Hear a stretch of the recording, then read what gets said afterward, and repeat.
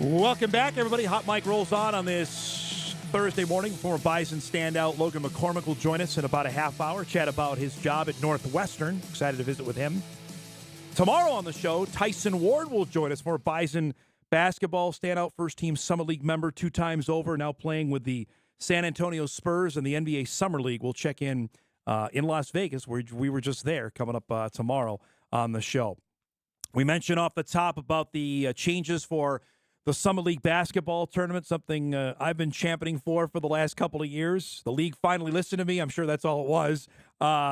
Starting this coming year, the league will go to a Wednesday through Sunday format. Our pleasure to welcome on, making her debut on the show. I'm sorry, she's been with the league forever, and she hasn't done our show. Myndee Kay Larsen is the deputy commissioner of the Summit League, and she joins us this morning. You've been around. I'm not trying to date you, but you've been in the league when Southern Utah, Oakland, Fort Wayne, they were all members of the conference. Yeah, what's really sad is I played in the league and I coached in the league. So the league has been my life. So can you give us a good, travel story from Shreveport to Fort Wayne or Shreveport to Cedar City? Do you got one like that? I've got one where we were trying to get from Chicago to Valparaiso, and and this is back in the day of 15-passenger vans, and we got our van embedded in a snowbank. So we all had to get out and push, and our point guard strained her hamstring. Oh. So it was an interesting game. That's life as a mid-major. There's nothing else. For sure. Nothing else like it. The league has changed so much now when you look at it. Does it for you coming into it, playing in it, seeing it, is it almost unrecognizable from when you first got in? Oh, absolutely. Yeah. We were traveling to Buffalo and Youngstown. The offices were in the Chicago area, Yes. which was the center of the universe at that point of time for the league, and no more. We've definitely made a geographic shift, and I think we've made strides in success, and we've targeted some great members that have elevated the league. Sioux Falls has certainly embraced the basketball tournament, Myndee Kay, just to see it. And I've been there now. I've covered it 5 separate times. It's an amazing event. To see it grow the way it has, how much does that surprise the league even to see, even each year? This past year, there were, I think 9,000 people there on a Monday at noon for a women's basketball game, which doesn't happen anywhere.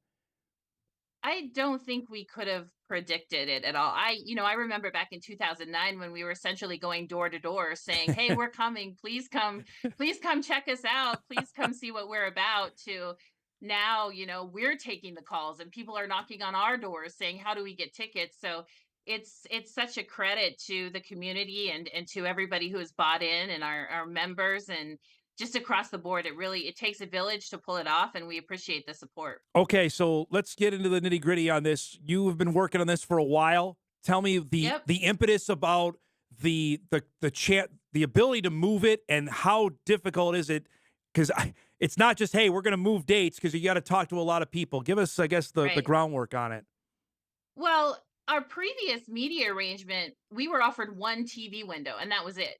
So if we wanted our games to get that national linear exposure, we had to start with the championship and work our way back. Yeah. And that's how we ended in this format that we've been in.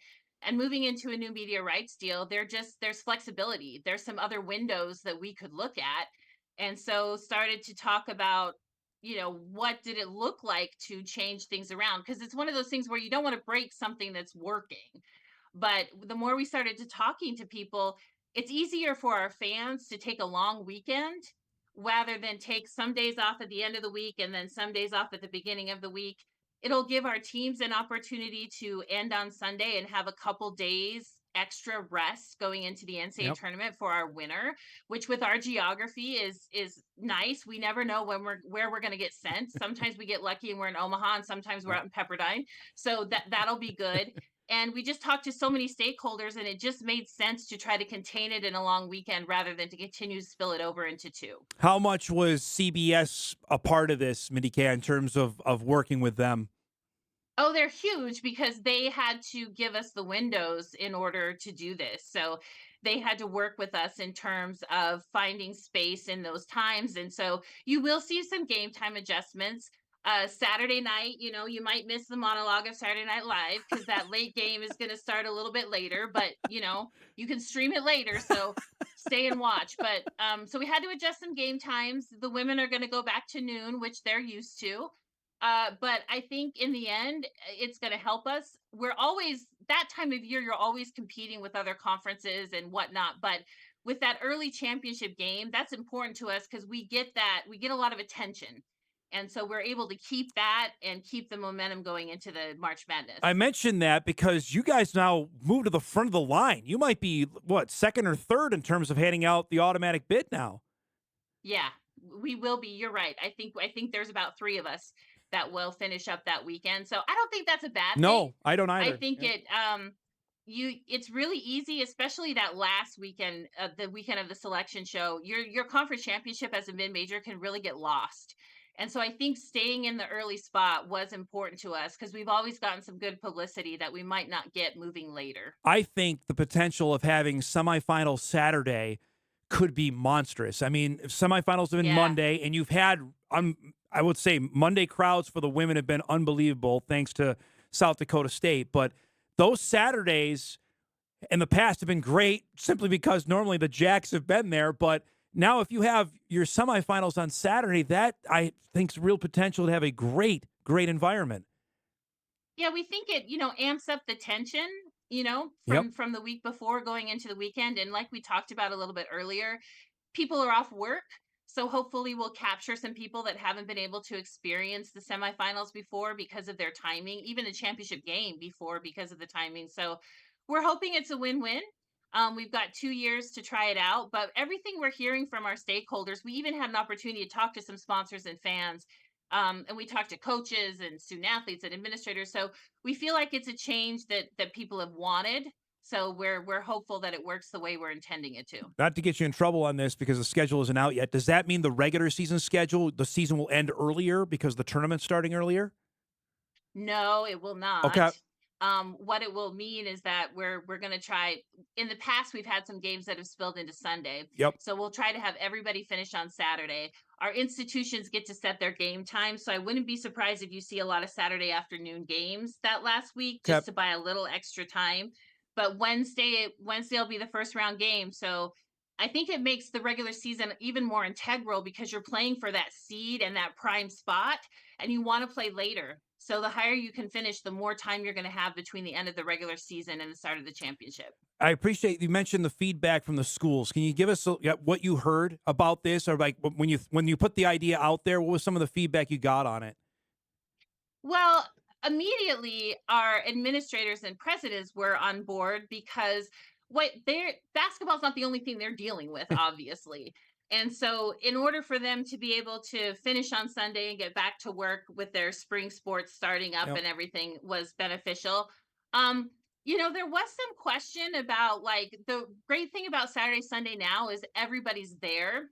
So the atmosphere is good, and will it be harder for some of our lower seeded teams to get there? But still, the prevailing sentiment was long weekends are easier to take off work Yeah. than 2 days in both weeks. So, but I mean, it was vetted.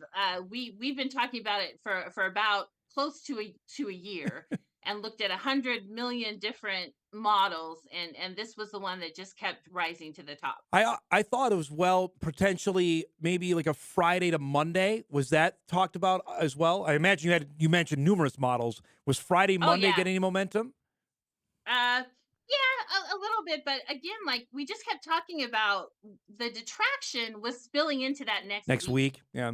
Yeah. But yes, and there was also talk about separating the championship games and having, like, the men's played on Saturday, the women's played on Sunday. But it came back to, like, our joint event is part of the appeal of the tournament.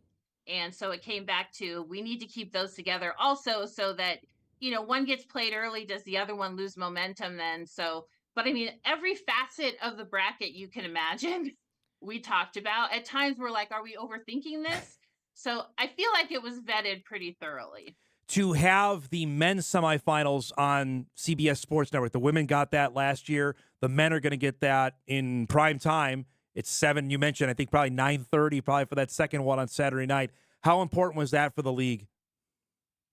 we're really trying with, especially with this new media contract and having more flexibility, we're trying to really take advantage of exposing and maximizing the brand on a more national scale. We're really well known in this neck of the Yep. woods, in this I-29 corridor, and starting to make some waves on the bigger scale. Obviously, with South Dakota State's women's team is becoming very well known nationally. We're having players that are starting to get well known. Our challenge now is retention with that transfer Right. portal, is trying to keep some of those names in the Summit League and keep that momentum going. I know 9 is not the. I'm going to bug you because I can't bug Josh today. Nine's not the number. Can you give us an update where things are at, potentially getting to an expansion and adding teams? You've probably heard this before, but membership is always on the agenda and always a hot topic and talked about by our presidents and administrators. So we're constantly monitoring the landscape, and we understand that 10 is easier to schedule and it's a nice number. So we're working on it. If and when that happens, how much does that change what your schedule is? Do you have to go back to square one, or is it adaptable to say we can keep this if we add more members? We can keep it if we add more members. If we ever get above 10, there'd have to be a conversation of, do we keep it an all comers tournament or what are we doing with it? But with 10, Okay. that Wednesday becomes 4 games instead of two, and then we just roll right back into it. So it's manageable and it's adaptable. For the city of Sioux Falls, I know you have to talk to them as well. What was their reaction on this of moving to a Wednesday to Sunday finish? They've always just been such a great partner, and so the Premier Center got their calendar out and made it work. I don't think we had too many conflicts. I think there's maybe some things in the convention center they're moving around for us, but the Premier Center's always been just very willing to help us grow it. They benefit from it as well. The city was supportive, so I think, again, it's just been a partnership that I don't think a lot of conferences always get. So we're very, very fortunate, and we recognize that. I'm excited to have you guys up at the front of the line. You know, that Tuesday night, the Yeah. Horizon's there. There's a couple other, I want to say the CAA. There's a few others. You guys, you get lost in the shuffle. You're not going to, that's not the case now with this one. You guys are going to get some, I think there'll be some notoriety on this. I really do. You'll be on the Yeah. highlight shows on that Sunday night. Well, and we were always on that Tuesday. We were leading into the West Coast Conference, which is Yes. Gonzaga. Yep. So they were always like, wrap it up, wrap it up. So we got to get to Gonzaga. So yeah, this will be nice to have like maybe a little breath and get to feature some of our winning teams a little more. Last question before I let you go. What was year one dealing with CBS Sports Network? What did you like, and where do you go from here for changes potentially for year two? The great thing about CBS first has been flexibility, and then also just the understanding that we're advocating and trying to grow our conference. I think they've been really good. They've never come back and just said absolutely not. They've always been very good about, like, let's look at it, let's think outside the box, and that's all that we can ask for, because they seem to understand that we're just trying to grow. We're not trying to hold them back or hurt their progress Yep. either. But so I think just flexibility and the willingness to think outside the box it's been way more of a partnership than just a contract and this is what you get. I really appreciate the time. Thanks so much for doing this. I hope you enjoy whatever left of summer you have, and I know I I'll see you. appreciate that. I'll Thank see you. you. I'll see you soon in October. Okay.